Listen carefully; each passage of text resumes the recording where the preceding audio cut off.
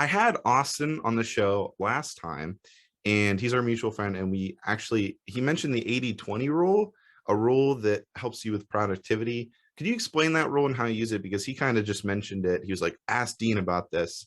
And so I was like, okay, well, I have to ask him about it. So could you kind of explain that and how that works for you? Yeah. Yeah. So this is the thing I literally live my life by at this Hmm. point. I apply this to every area of my life when I can. And this comes back to something called the Pareto principle. This is the actual like official name of it. And that goes back to an Italian economist named something Fredo Pareto. I don't remember his name, but he was an economist who realized that in a surprising number of areas in life, from economies to production to like in terms of manufacturing and stuff to literal gardening. Um, and gardening was actually where he first noticed it. 80% of the results of something will come from 20% of the sources or the actions. So in gardening, 80% of the fruits will come from 20% of the plants. 80% of the effects of your work will come from 20% of your actions. And so I will do this 80/20 analysis on my process pretty often, pretty regularly, figuring out where I'm being the most effective and where I think I'm being effective and I'm spending a lot of time, but I'm not actually getting many results from it.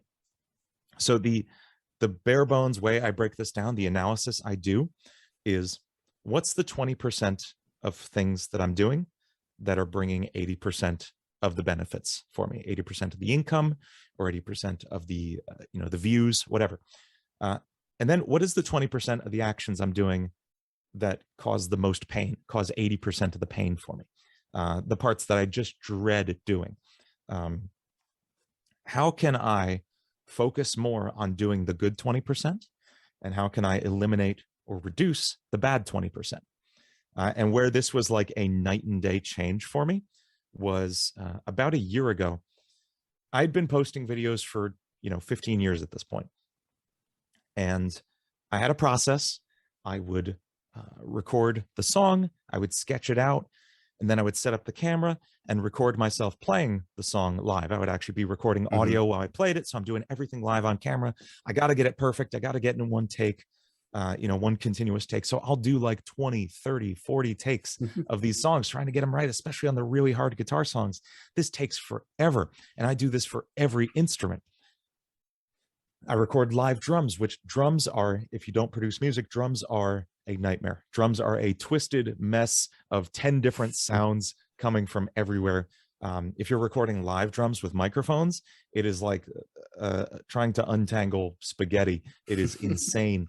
And even with electronic drums, like you see behind me, it still requires a lot of cleanup work after you record it. So I'd record the song and then I'd spend 2 hours editing the drums, Wow. and that was adding time onto that.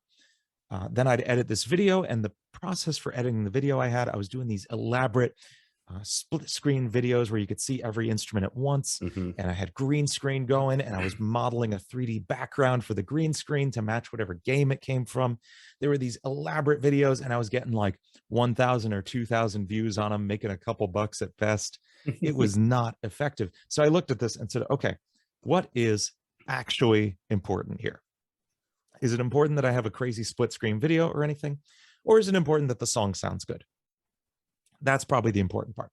Is it important that anybody sees me play drums? No, nobody cares about drummers. They came for the guitar playing. That's it. So I am just going to record a song. I am going to lip sync the guitar part.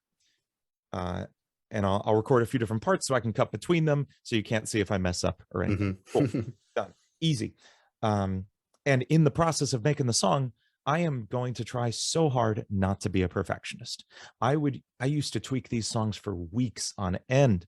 I produced an album for somebody once, and it took me Hmm. about a year. Wow. Like I was such a meticulous and slow perfectionist of a worker. But in doing that, when a song takes you 40 hours to finish, you've only finished 10 songs a year. Hmm. when a song takes you 3 hours to finish, you can finish hundreds. And in the process, you get so much more practice. So by lowering your bar, quote unquote, Mhm. you get way more experience in the process.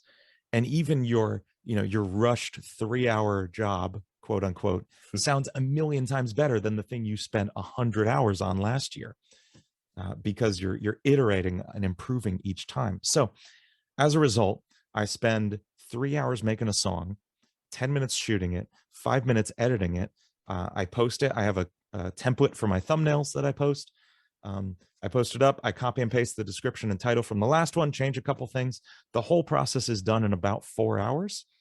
And I'm getting, literally 100 to 200 times the views I was getting before, because I boiled it down to just the stuff that works. And I got better and better and better each time. So I eliminated the pain, I focused on the good, and I cut down my time. I'm happier, I'm more successful. That's the 80-20 analysis. That's it. Wow, that's amazing. I think that that's super useful for anybody, really, in any aspect. And I think that you explained it so well. That it's not just about your work or your production aspect. It could be about any aspect of your life. I mean, taking that 20% and just focusing on what's easier, but what the results are the highest. I mean, Mhm. that makes so much sense to me, and I'm really happy that you explained that, because again, I didn't fully understand it from that perspective, but the way you put that's huge. That's just to say game changer. Yeah, it um, is. It is. That's a silly word, but that's like, right. if there's anything I can apply the word game changer to, it's that. And it brings me back to a concept that I really I'm like a broken record with on the YouTuber Discord that we're on. Hmm. But um, what's important is not, nobody cares how much effort you put into something. They only care how much value they actually get out of it. Nobody cares if you put 100 hours into a video. You can make a video in 10 seconds that provides more value if it's good enough. Hmm. So I'll see people complaining, man, I spent 100 hours on this video and only got 10 views. And it's because you didn't provide value to the viewer. You provided effort, and that's not the same thing. Oh, 100%. I mean, we see that all the time. Yeah, someone will come in and they'll be like, "Yeah, I made this fantastic video," and they describe it as fantastic, and they put all their blood, sweat, and tears into it. But it might be like completely on like the other side of their audience, and like their audience doesn't want to watch it, or maybe Right. they're not interested into it, and then it's like, "Oh, why did it do bad?" Well, you got to understand your audience, and you got to focus on the stuff that they like. And clearly, you've done that with the F and F stuff, and really doubling down on that.